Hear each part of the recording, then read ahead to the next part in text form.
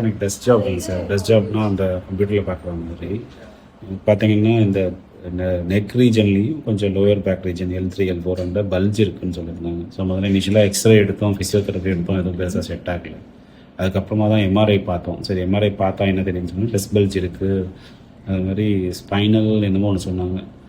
அதுக்கு வேண்டி மெடிகேஷன் எடுக்கிற மாதிரி இருக்கும், ஃபிசியோதெரப்பி இதெல்லாம் பண்ணுற மாதிரி இருக்குன்னாங்க. ஸோ இனிஷியலாக சரி வேறு எதனா ஆல்டர்னேட் ட்ரை பண்ணி பார்ப்போம்னு சொல்லி அக்குபஞ்சர் எனக்கு மேஜராக 100% க்யூர் ஆகுமான்னு எனக்கு ஐடியா இல்லை. சரி இருந்தாலும் ட்ரை பண்ணி பார்ப்போம், சாரை பற்றி ரிவ்யூ நல்லா இருந்தது. ஸோ நான் பார்த்துட்டு முதல்ல ஒரு 2 நாளைக்கு பார்த்தேன், ஓரளவுக்கு நல்லா ஃபஸ்ட் டைம் வந்து அதை பின்னிங் பண்ணார், உடனே ரிசல்ட் இருக்க மாதிரி இருந்தது.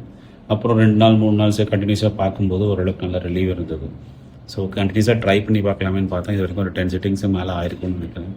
ஆப்வியஸாக நல்லா இம்ப்ரூவ்மெண்ட் இருக்குது. கழுத்தில் இருந்த பெயின் நல்லா குறைஞ்சிச்சு, 100% குறைஞ்சிருச்சு. அது மட்டும் இல்லாமல் சில அந்த இடத்துல ஒரு சின்ன நாடில் மாதிரி இருந்தது, அந்த நாடிலுக்கும் சார் சேர்த்து ட்ரீட் பண்ணார். சைனஸ் பிரச்சனை இருந்தது, அதுக்கும் சேர்த்து ட்ரீட் பண்ணார். எனக்கு ரொம்ப நல்ல சாட்டிஸ்ஃபேக்டரியாக இருக்குது சார் இந்த ட்ரீட்மெண்ட்டை.